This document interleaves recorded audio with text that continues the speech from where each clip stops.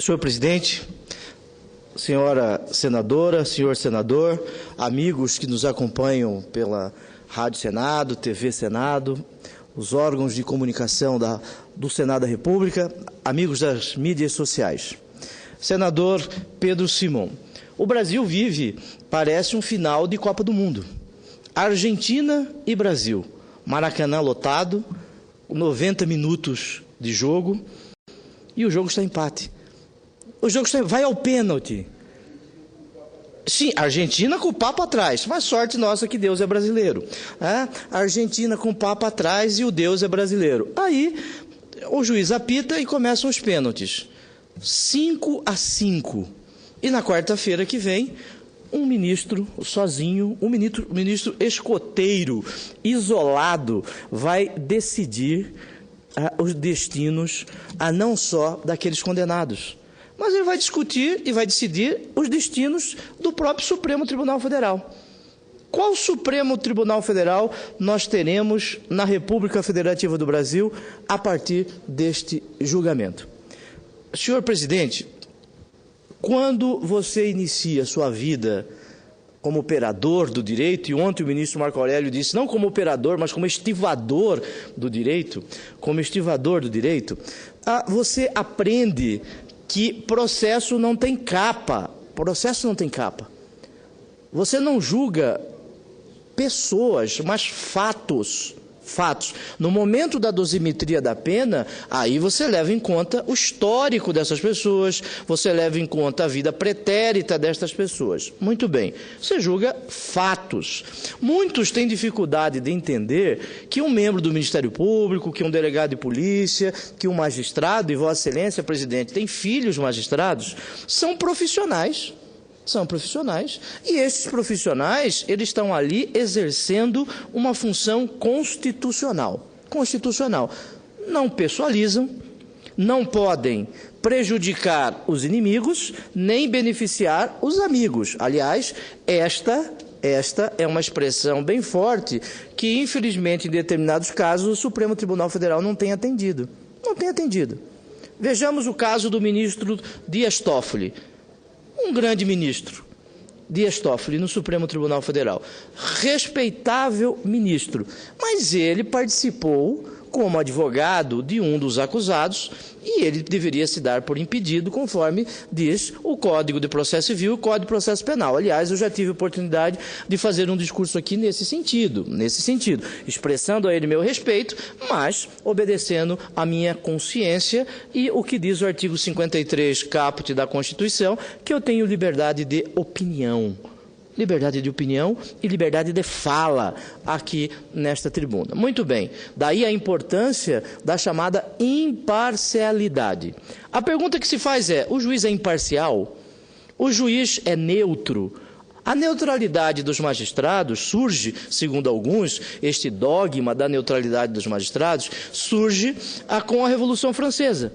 Porque lá na França, senador Pedro Simon, ou em França, os juízes faziam parte de um dos estados privilegiados. Porque a França, naquele momento histórico, era dividida em 3 estados.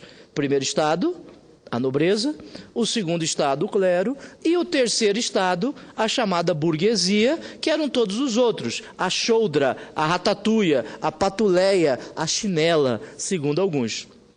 E os juízes faziam parte do primeiro estado. Daí o dogma de que o juiz deveria ser neutro. Existe neutralidade no magistrado?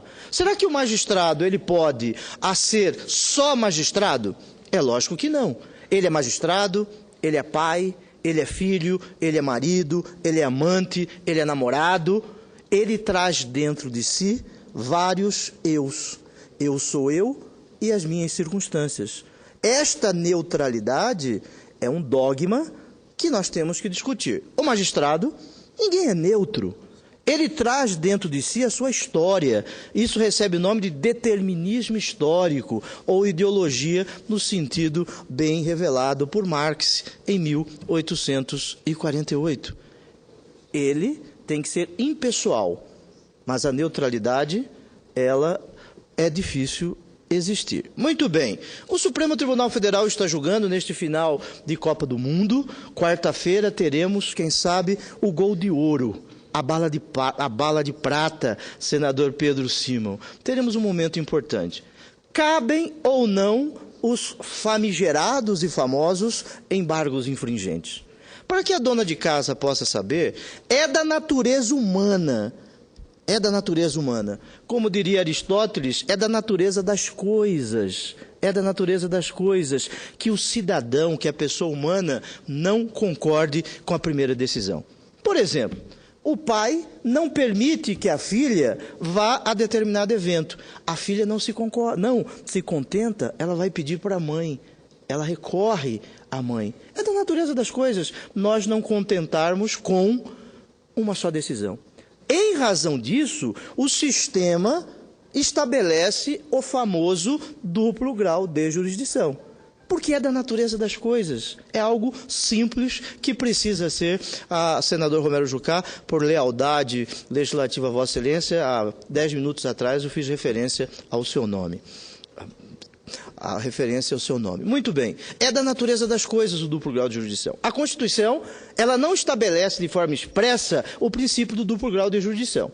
Alguns dizem que ele não é um princípio constitucional. Outros dizem que quando a Constituição da República estabelece a existência de juízes de primeiro grau, segundo grau, a Constituição, implicitamente, dela nós podemos retirar o princípio do duplo grau de jurisdição. E é bom que assim seja. Agora, no Brasil, nós não temos o princípio do duplo grau de jurisdição. No Brasil, nós temos o princípio do quinto grau de jurisdição. Eu não conheço nenhum país do mundo em que o cidadão possa recorrer tanto quanto no Brasil. Não conheço. Para que ele seja condenado de forma definitiva, ele precisa de anos. Anos. Muito bem. Ele é condenado em primeiro grau, aí ele recorre para o Tribunal de Justiça, o Tribunal Regional Federal, um dos dois, aí ele recorre para o STJ, aí do STJ ele vai para o Supremo Tribunal Federal, aí no Supremo Tribunal Federal é possível a revisão criminal, antes da revisão embargos de declaração, depois embargos infringentes, é possível tudo. Nós temos vários graus de jurisdição.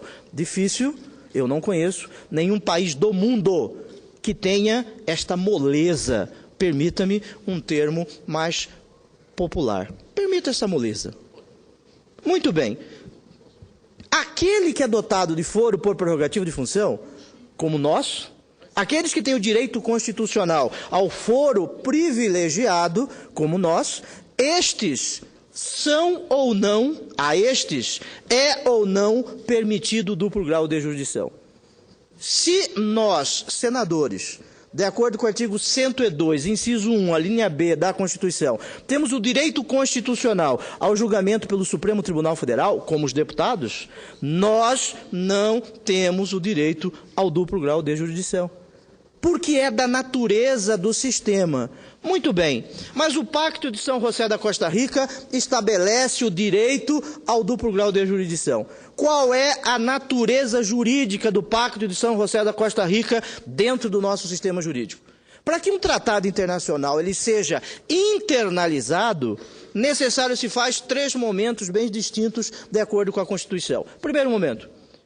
O presidente da República assina o Tratado Internacional como chefe de Estado, artigo 84, inciso 7 da Constituição, exercendo a soberania no aspecto internacional. Ele assina o tratado. O tratado não tem força até que o Congresso Nacional, através de um decreto legislativo, de acordo com o artigo 49, inciso 1, possa referendar este tratado internacional.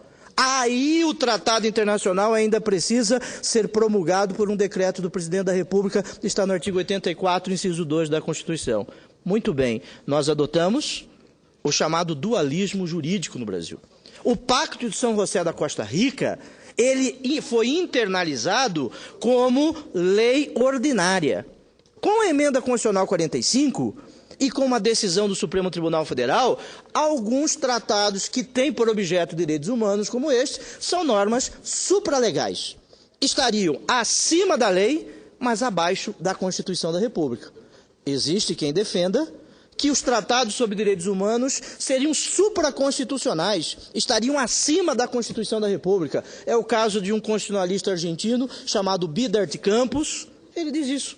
É o caso de uma grande constitucionalista paulista, Flávia Pelvezan, de um grande constitucionalista internacionalista do Estado de Mato Grosso, Valério Mazzuoli. Entendem que os tratados sobre direitos humanos seriam normas supraconstitucionais. Mas no Brasil, aqueles não recepcionados, de acordo com o quórum da Emenda Constitucional 45, são normas supralegais, não são normas constitucionais.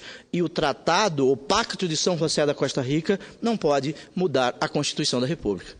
Muito bem, entendemos, digamos que isso fosse possível, apenas para argumentar, e já passo a palavra ao senador Pedro Simo em instantes, digamos que, em homenagem a um entendimento mais alargado, fosse possível o chamado duplo grau de jurisdição no próprio Supremo Tribunal Federal, no próprio Supremo, através dos chamados embargos infringentes que estão a decidir no Supremo Tribunal Federal. Isto seria inconstitucional da mesma forma por ofender o princípio da isonomia. Por que ofender o princípio da isonomia, senador Pedro? Porque senadores e deputados federais condenados por unanimidade no Supremo Tribunal Federal não teriam direitos aos embargos infringentes. Só aqueles condenados por maioria de votos. Ofenderia o princípio da isonomia, como disse a ministra Carmen Lúcia. Muito bem, cabem ou não cabem embargos infringentes? Qual é a questão a ser resolvida? O regimento interno do Supremo Tribunal Federal, regimento que veio ao mundo num período escuro da nossa história, na época da ditadura, porque, portanto, ele é anterior à Constituição de 88, estabelece normas processuais. E a Constituição de 88 diz que normas processuais só o Poder Legislativo pode criar, porque é uma garantia fundamental do cidadão, decorre do devido processo legal, artigo 5º, inciso 53, não cabe a 11 ministros do Supremo Tribunal Federal, não cabem a eles tratar de norma processual. Daí, o regimento interno do Supremo foi ou não recepcionado neste particular? A dúvida é esta. Muito bem, a Lei 8.038 de 90... ela acaba com os embargos infringentes nos tribunais. Tanto que no Superior Tribunal de Justiça não existem embargos infringentes.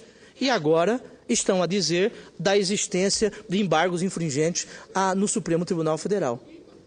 Antes de conceder a parte ao senador Pedro Simo, eu quero cumprimentar o senador Oswaldo Sobrinho, ex-deputado estadual, secretário de Educação do Estado de Mato Grosso, ex-vice-governador do Estado de Mato Grosso e suplente do senador Jaime Campos, que hoje toma posse nesta casa. Seja bem-vindo, eu tenho certeza que Vossa Excelência continuará a honrar o Estado de Mato Grosso. Para minha honra, concedo uma parte à Sua Excelência, o senador Pedro Simo.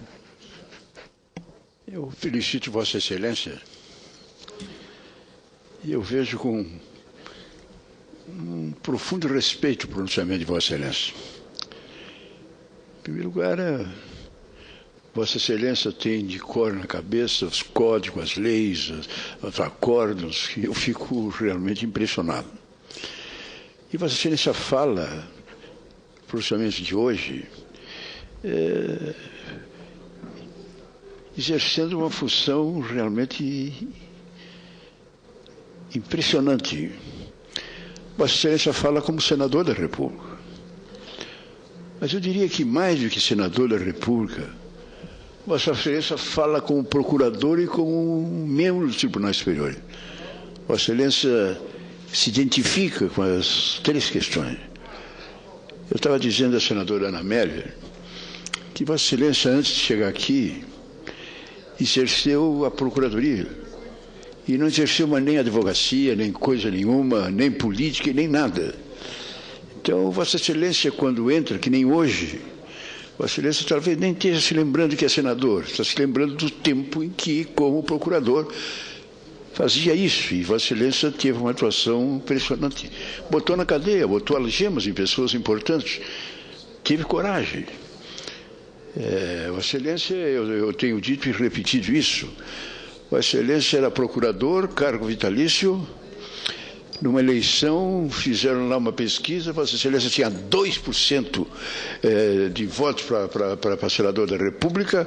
O senador, o ex-governador Maggi, era o dono do Estado, quer dizer, tinha feito duas administrações, uma melhor do que a outra, então se dizia, e Vossa Excelência renunciou, não é se licenciou, renunciou uma carreira vitalícia para se candidatar com 2%.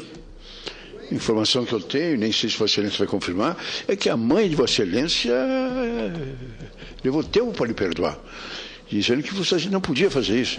Não, mas eu vou advogar. E aí a sua mãe respondeu, mas como vai advogar? Tu, como procurador, tem que estar correndo com 3 caras que querem te matar, e matei tu deixando de ser procurador, andando por aí sozinho, o que vai acontecer contigo? Vossa Excelência saiu, ganhou, uma vitória espetacular, e está sendo aqui realmente alguém que merece respeito. Eu só não avanço o sinal, mas não tem nenhuma comparação. Eu também gostava do Demóstenes, e o Demóstenes foi a primeira vez, assim mesmo, que eu botei a mão no fogo e, se dependesse do meu pensamento, estava com a mão queimada. Do meu também. Do meu também. Mas Vossa Excelência tem esse tom. Eu acho muito importante o pronunciamento de Vossa Excelência. E acho que os senhores ministros deviam analisar o pronunciamento de Vossa Excelência. Analisar com profundo conteúdo e com profundo respeito. A figura desse juiz, o decano, é muito importante. Alguns acham, porque ele deu um voto em determinado momento, tão tranquilo como o voto de quarta-feira. Eu não acredito que seja assim. Eu acredito que um juiz, e aí que eu queria ver, e o sentido do meu aparte é exatamente esse, um juiz da autoridade, do gabarito, que está lá há 20 e tantos anos, 24, e que tem o respeito, a credibilidade toda, não pode basear na base de um julgamento que era numa situação, não, eu tenho que manter, não, ele tem que ver a hora que nós estamos vivendo, sentir a hora que nós estamos vivendo. E, na verdade, o destino é isto. O destino é isto. Muita gente diz que Tiradentes não foi o herói da independência. É que os caras precisavam um nome, quando fizeram a República, para fazer, desenvolver, criar um líder, e aí é que Tiradentes foi.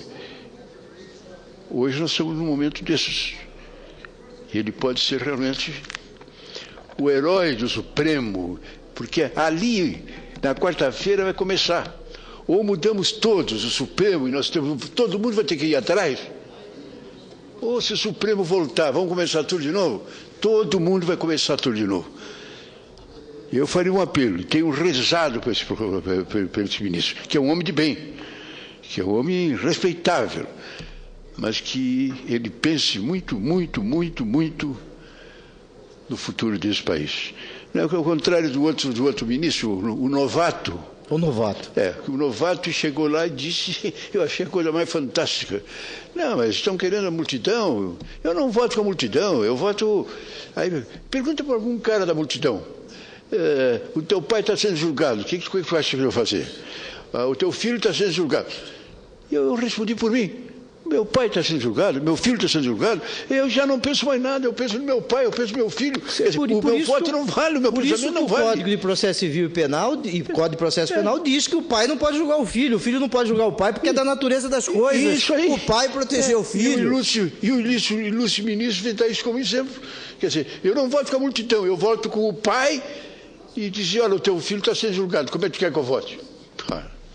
Muito obrigado, senador Pedro. Antes de conceder a palavra à senadora Ana Amélia, Vossa Excelência diz que eu tenho os códigos na cabeça. Isso me fez lembrar um professor que dizia o seguinte, quem decora artigo é um de 3 caminhos. Ou está preso, porque está preso, o preso fica ali decorando artigo. Ou não tem o que fazer, ou é louco.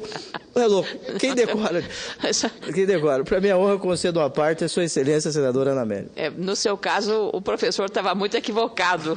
O código na sua cabeça é um argumento infalível para fazer uma boa sustentação, uma boa argumentação das suas teses, especialmente do dever que temos aqui de melhorar o Código de Processo, porque parece que é nosso dever de casa também, porque embargo infringente é um palavrão que o povo vai entender agora melhor com a publicização, com a divulgação do que significa realmente embargo infringente. É empurrar com a barriga um pouco mais no entendimento do povão brasileiro.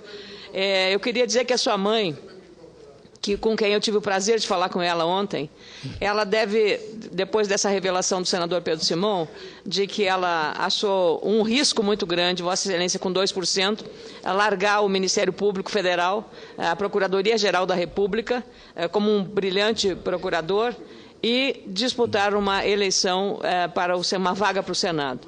E ontem, quando falei com ela, disse a ela, e vou repetir aqui publicamente, ela deve estar muito orgulhosa. Mas o mais importante é que ela está lhe acompanhando, e se o senhor não aparece na TV Senado, ela cobra e liga para o seu gabinete como é que o senhor não está aqui no trabalho. Ou seja, é uma mãe com espírito de cidadania e de fiscalização amorosa. Não é a cobrança pela cobrança, é uma cobrança amorosa. Então, aí se sabe que, na genética, a fruta não cai longe do pé, senador Pedro Taques. O senhor que gosta tanto dessas figuras de linguagem, e no meu estado se fala isso. A fruta não cai longe do pé.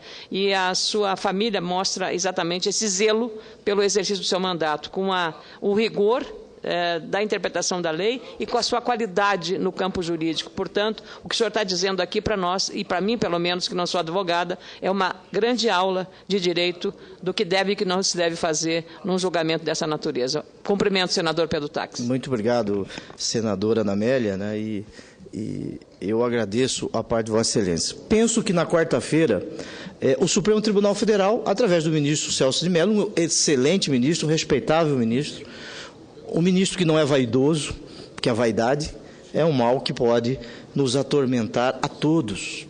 O ministro Celso de Mello, um grande ministro, ele decidirá ali não apenas este caso. Eu vejo que o Brasil, senador Agripino, passa por momentos históricos significativos. Lembremos da chamada Constituição da Mandioca, em 1823, de onde surge a noite das garrafadas, a noite dos cristais. Lembremos da redução ou antecipação da maioridade de Dom Pedro II. Lembremos da quartelada que resultou a República.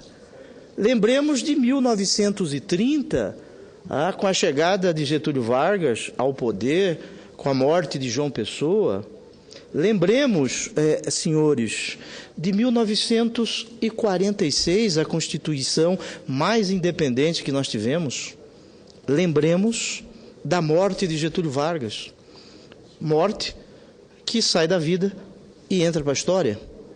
Lembremos que, agora há pouco, eu e o senador Pedro Simão estávamos discutindo sobre aquele momento. O inquérito da Rua Toneleiros, o atentado ao Major Vaz. Era major? Muito bem. Lembremos de Carlos Lacerda, dizendo mar de lama. Lembremos, senhores, do golpe de 31 de março de 64. Lembremos do AI-5, momento histórico, momento do atraso, 13 de dezembro. Lembremos senador Pedro Simão, do pacote de abril de 77. E Vossa Excelência viveu estes momentos históricos. Não a proclamação da República, mas mais ou menos a partir ali de Getúlio Vargas. Lembremos da emenda Dante, rejeitada pelo Congresso Nacional, o choro do mato-grossense Dante de Oliveira. Lembremos da vitória de Tancredo com o presidente Sarney na aliança. E, segundo alguns, o senador Pedro Simão, naquele momento histórico, era Ulisses ou Tancredo. Lembremos da Constituição, da proclamação, da promulgação da Constituição, em que Ulisses Guimarães disse, né, sobre o momento histórico que nós estávamos vivendo. Lembremos destes momentos. O impeachment do ex-presidente Collor e o senador Renan, o senador Romero, não sei se ele já era o líder do governo naquele momento. Lembremos destes momentos históricos. Penso que o Brasil, na quarta-feira, viverá este momento histórico. Um outro momento histórico. Para minha honra, concedo uma parte à Sua Excelência, o senador Cristóvão Buarque, e depois ao senador Agripino Maia, e já parto para o encerramento. Senador Pedro Taques, é um privilégio assistir uma fala como a sua, não só pela firmeza, como pela clareza. Firmeza de posições e clareza dos argumentos. Mas, sobretudo, pelo alerta que o senhor está nos fazendo. Eu temo que nós tenhamos, senador Mozarildo, corrompido a corrupção, transformando-a em um espetáculo. Transformamos a violência em um espetáculo também, em que a violência e a corrupção, de repente, parecem como fatos da televisão, da mídia em geral, e não da justiça, no sentido da punição dos responsáveis. E essa é uma das causas da indignação do povo lá fora. A verdadeira culpa da indignação é aqui dentro. Nós somos os culpados. Nós viramos as costas ao que o povo queria de vez em quando, e agora nós fechamos os olhos à indignação que o povo manifesta na rua. Nós. O governo também. O governo é um grande responsável. O menor responsável, culpado disso, é a justiça. A justiça está aí para exercer aquilo que nós fazemos aqui como leis, o que o governo executa como proposta. Eu temo que agora a coisa pode chegar a todos os níveis.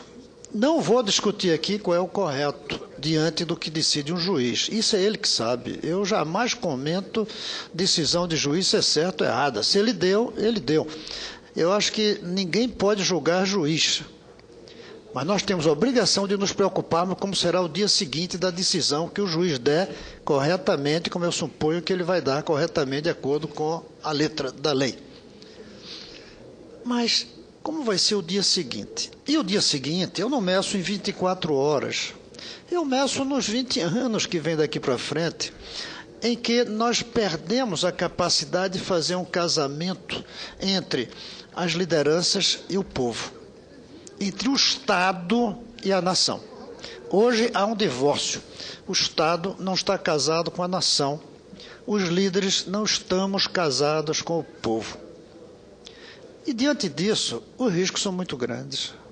Quando a população percebe esse descasamento, ela é capaz de fazer qualquer coisa, inclusive aquilo que vai contra até eles próprios no primeiro instante, pelo caos que possa ser gerado. Isso já seria de muita gravidade.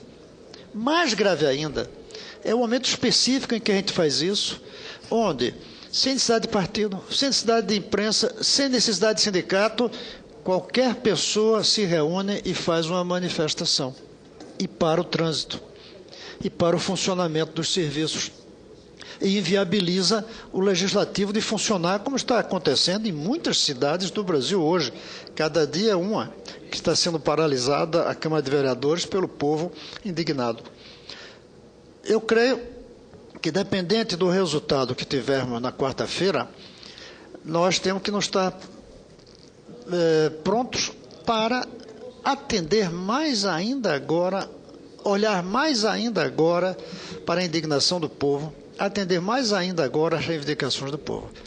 Porque aí o povo vai sentir, não vou dizer se é ou não é, mas o que o povo sente é o que faz a política. O povo vai sentir como a ruptura final de um casamento entre o Estado e a nação. E aí qualquer coisa pode acontecer. E nós aqui somos os líderes, ou deveríamos ser. Não estamos sendo, na verdade. Tenho dito aqui, e quando eu digo nós, é nós mesmos, sem ninguém de fora. Nós, aparentemente, não estamos à altura do momento histórico que nós vivemos. O senhor citou aí diversos momentos históricos importantes. Em alguns desses tinha alguém à altura de tentar conduzir o processo, convencer o povo. Em alguns não teve. E aí o que aconteceram foram tragédias, como a gente viu, do ponto de vista da usurpação do poder, do autoritarismo, por falta de condução dos líderes democráticos. Hoje eu temo que nós não estejamos à altura do momento histórico que o país atravessa. O povo foi mais rápido e usou os instrumentos que eles têm disposto, como a internet, mais rápido do que nós aqui estamos agindo. Ou seja, quando os líderes ficam para trás, o povo só volta aos olhos se for para atropelá-los, pisá-los. não para acompanhá-los, porque eles ficaram para trás. Nós estamos para trás. E se não reconhecemos isso, não vamos conseguir dar o espaço necessário para irmos outra vez, como é nossa obrigação de líderes, para frente. Seu discurso alerta todos nós para isso, com a diferença da minha fala, porque o senhor dá substância à sua análise do ponto de vista jurídico. Parabéns, senador Taques, e era bom que a gente tivesse mais discursos como esse seu, nos alertando, todos os dias nessa casa. Muito obrigado, senador Cristóvão, vindo de Vossa Excelência, que, aliás, é um dos motivos de eu estar na política, eu quero dizer isso, de estar no PDT, o partido que Vossa Excelência muito honra. Vossa Excelência falou da diferença entre Estado e nação. Estado e nação. Nós que seguimos uma cultura jurídica romano-germânica, para nós, Estado é diferente de nação. Estado é uma sociedade política com povo, com território, com objetivos. Diferente de nação. Nação é um conjunto de pessoas ligadas por traços históricos, traços culturais, traços linguísticos. Existe um livro bem interessante chamado Os Virtuosos, que conta a história dos 3 primeiros presidentes civis do Brasil. E eles buscavam naquele momento, juntar o Estado à nação, diversamente do que ocorreu nos Estados Unidos. Lá nos Estados Unidos da América, o sentimento de nacionalidade é maior do que o nosso. Aqui, infelizmente, em um determinado momento histórico, nós perdemos as relações entre a nação e o Estado. Entre a nação e o Estado. Precisamos recuperar este momento. A nação é mais importante do que o Estado. Porque quando você fala em nação, você está falando em povo, você está falando em cidadão, você está falando em gente, você está falando em indivíduo, aquele que não pode ser dividido sob pena de perder a sua substância. Você está falando em indivíduo. Aí é nação. Daí, todas as nossas constituições trataram do Estado antes da nação, antes do povo, antes do cidadão, diversamente da Constituição Cidadã, que trata o indivíduo antes do Estado. Por isso, no artigo 5º, fala em indivíduo, e depois no artigo 44 fala em legislativo, no artigo 76 em executivo, no artigo 92 em judiciário, porque aí começa no título 4 a organização do Estado. A nossa é uma Constituição cidadã, porque ela busca a nação, tratar o indivíduo com dignidade. Concordo inteiramente com Vossa Excelência. Concedo uma parte ao senador Agripino, ou depois ao senador Pedro Simão.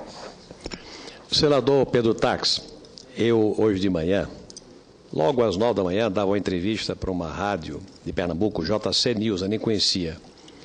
E o assunto, claro, foi o meu pensamento com relação ao que vai ocorrer na quarta-feira no Brasil.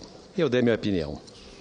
Mas eu vinha no carro agora, dirigindo o meu carro, e vinha ouvindo o discurso apropriado de Vossa Excelência.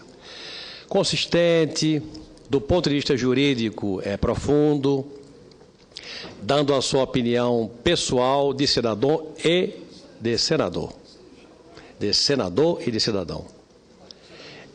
O que aconteceu agora na questão do deputado Donadon?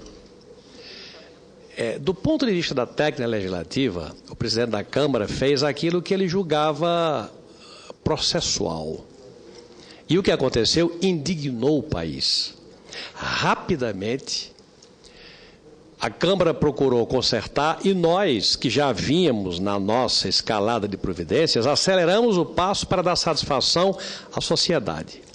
Aquilo que ocorreu ontem no diálogo, no debate entre Marco Aurélio e Barroso. Barroso disse, eu não vou julgar para as multidões. Marco Aurélio imediatamente disse, não, eu não. Eu sou pago pelo contribuinte. Ele não disse nesses termos, mas sou pago pelo contribuinte. Eu devo consideração, respeito e atenção ao que pensa o cidadão brasileiro. O direito sim, mas a resposta, a consideração à sociedade, fundamentalmente. E é isso que está ocorrendo. No caso do Congresso, a bobagem feita com o caso Donadon produziu no seio dos congressistas, senadores e deputados uma ação imediata em preservação das instituições e respeito à sociedade. Mas, fundamentalmente, uma posição que preservasse o conceito da Câmara e do Senado.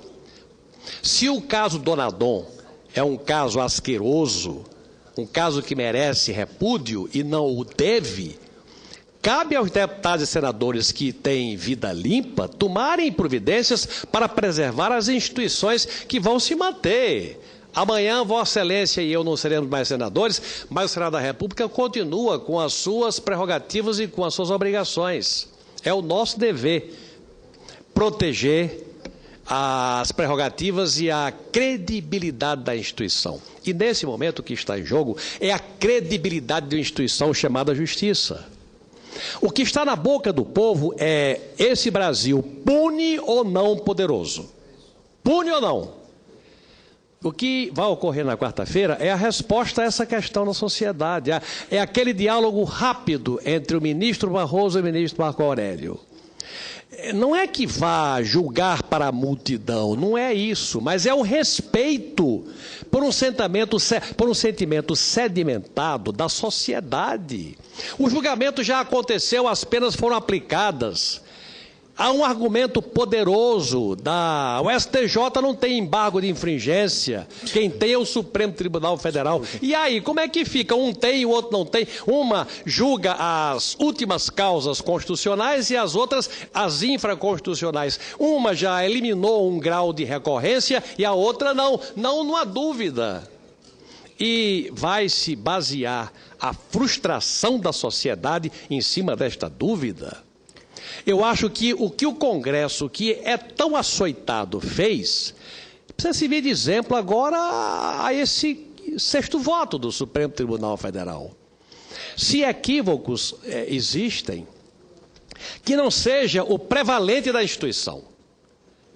Se os novatos votaram como votaram e os veteranos votaram como votaram, a sociedade espera que poderoso vá para a cadeia. Então não se trata de confronto entre novato e veterano, trata-se de uma resposta que todos nós, servidores públicos, temos que dar à sociedade brasileira, que é quem está acima de todos nós. A não ser que se queira a multiplicação dos movimentos de rua, que agasalham os baderneiros, que são o lado enviesado disso tudo. Eu tenho e disse, hoje está no jornal O Globo, eu tenho uma opinião. Senador Pedro Táxi, Vossa Excelência é o que eu nunca fui. Vossa Excelência é do Ministério Público, é julgador, teve a oportunidade de decidir em juízo, suponho eu, a vida ou o destino de pessoas. Eu assisto nos TREs, pelo menos do meu estado, julgamentos de, por exemplo, a cassação de fulano de tal. Deputado, senador, prefeito ou governador? Prefeito. Prefeitinho. Prefeito. O prefeito teve 52%, 53% dos votos. E vai a julgamento por acusação A, B ou C, e o julgamento empata 5-5. É frequente eu ouvir a decisão do último voto, que é do presidente, dizer há razões para um lado e para o outro, em favor e contra. Pelo direito, as coisas estão empatadas. Eu vou respeitar o sentimento da sociedade e do eleitorado que, pelo voto majoritário, deu o mandato a este cidadão. O meu voto é pela preservação do mandato dele, em respeito à sociedade, tendo em vista que, do ponto de vista da lei, há agasalho para uma tese e para outra tese. Por que não pensar assim neste sexto voto, que é neste momento e vai ser todo este fim de semana a preocupação fundamental do Brasil. Com os meus cumprimentos, a manifestação de Vossa Excelência, que dentre nós é o mais preparado do ponto de vista jurídico para emitir opinião sobre temas como este, quero me associar à sua preocupação, que é neste momento a preocupação do Brasil. Muito obrigado, senador Agrippino. Eu quero dizer a Vossa Excelência que, neste caso que o Supremo está a julgar, penso que os ministros tenham que lembrar um filósofo católico que dizia o seguinte: nós não temos nada contra o pecador, nós devemos ter contra o pecado.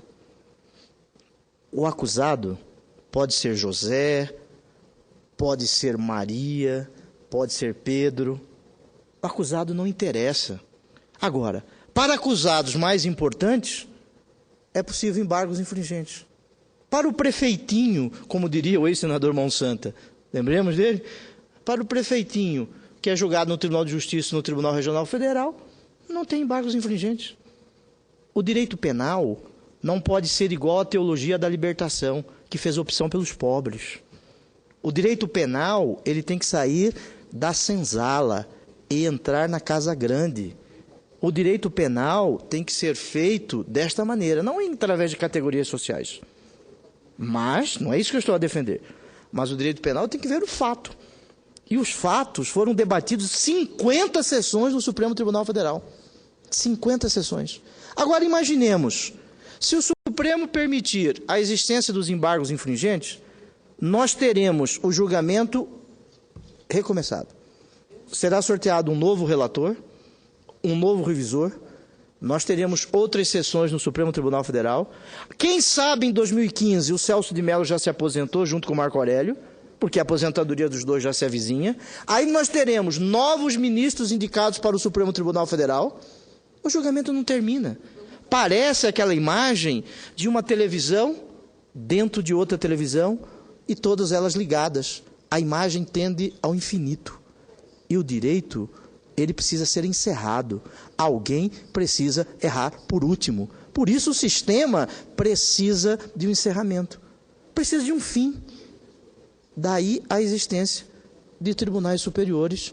Daí a existência de recursos que devem ser julgados e a não existência de recursos, determinados recursos em tribunais superiores. Vossa Excelência está coberto de razão. Concordo com Vossa Excelência. O julgamento, ele precisa ser encerrado porque é do sistema. Não é possível o mesmo julgamento recomeçar com novos ministros. Sim, mas e o ministro Peluso que já julgou? Se aposentou. E o ministro Carlos Aires Brito? Já se aposentou. Quem sabe em 2015 dois novos ministros se aposentem e nós teremos dois novos. E quando vai terminar esse julgamento? Ele não vai terminar nunca. Concedo uma parte ao senador Pedro Simon. Só para dizer, os três novos ministros, o último, foi o que decidiram. Os três que não tinham participado, indicados pela presidenta, foram os que decidiram e mudou o julgamento do Supremo. Sim. Uma vez perguntaram ao presidente de plantão, Médici, o que ele achava do pensamento do povo na rua, uma multidão pensando isso aqui. Ele respondeu: eu não dou nenhuma influência ao pensamento do povo na rua. Eu penso comigo e com os meus auxiliares. Aí foram falar com o doutor Ulisses, presidente do MDB. O que ele achava da manifestação do povo na rua?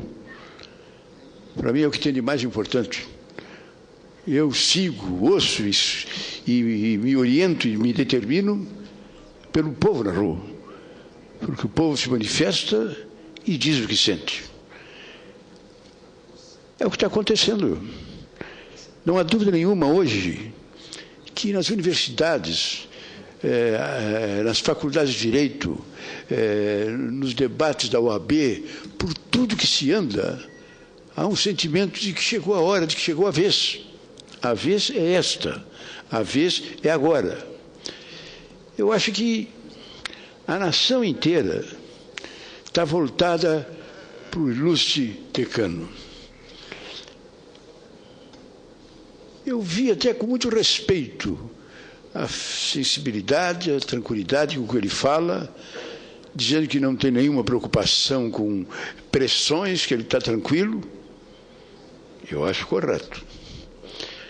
Agora, o que eu acho que tem que ser analisado por ele, na minha opinião, é que ele tem que analisar o contexto que nós estamos vivendo hoje. Lá, 1 ano, 2 anos atrás, que ele deu um voto naquela circunstância, ele não pode ser escravo daquela decisão e tem que ficar naquilo na hora e no momento que nós estamos vivendo hoje. Nós estamos vivendo um momento, na quarta-feira, que nós vamos decidir, talvez, eu não me lembro, nesses últimos tempos passados, afora a publicação da Constituinte e a eleição do Tancredo pelo Colégio Eleitoral, eu não vi nenhum outro momento tão importante no futuro do país do que a quarta-feira que vem. Porque a quarta-feira que vem será, eu diria, a redenção do Supremo. E junto com o Supremo, nós vamos atrás, buscando o mesmo caminho, nos cobra, nós temos que seguir. Nós não temos como o Congresso Nacional deixar de seguir o rumo determinado pelo Congresso Nacional. Agora, nós passar o ano que vem repetindo e com muito mau gosto as coisas que já aconteceram, misturar o ano que vem com a repetição de tudo de novo, um ano eleitoral, é a catástrofe. E sobre tudo isso vai pesar a figura do relator. O voto dele vai ser nesse sentido. Por isso, eu acho que a nação, nesse momento, deve fazer um apelo à meditação do relator. Claro que ele, com a sua personalidade, com a sua seriedade, com a sua integridade, que todos respeitam, é um homem que tem 20 e tantos anos de Supremo. 24. E até hoje todos reconhecem o seu respeito e a sua seriedade. E diga de passagem, inclusive, os seus votos, as suas manifestações foram as mais acres com relação aos réus, as mais duras. Ele foi afirmativo no sentido de que é um absurdo o que está acontecendo, pessoas que tinham a obrigação de olhar para a pátria fizeram essa mancha dolorosa na nossa história. Ele tem que refletir. Eu acho que ele não é escravo de uma manifestação naquele lugar, mas é como diz, o homem é ele e as suas circunstâncias. Ortega y Gasset. É ele e as suas circunstâncias. E agora, nesse momento, na quarta-feira, é exatamente isso. E se esquece do 5-5, se esquece de tudo. Vai ser ele. Suspendeu, é o homem que fez o que tinha que fazer, o Brasil caminha rumo ao futuro. Ou ele manteve. E nós vamos ter um repeteco doloroso, e o ano que vem será um ano, Deus me perdoe, mas dos piores que a nação já aconteceu. Muito obrigado, senador Pedro. Simão, eu encerro, senhor presidente, dizendo que alguns dizem, senador Cristóvão, que não existe novidade. O que existe é uma parte da história que nós não lemos. Não existiria novidade. Existe uma parte da história que nós não lemos. O Brasil viveu momentos históricos e penso que na quarta-feira teremos um outro momento histórico. Temos que nos recordar também que pessoas estão sendo julgadas, sentimentos serão julgados. Existem sentimentos. Daí a sentença vem de sentir, que o juiz põe no papel o que ele está a sentir. Daí sentença. Este momento histórico é significativo para a República. Muito obrigado.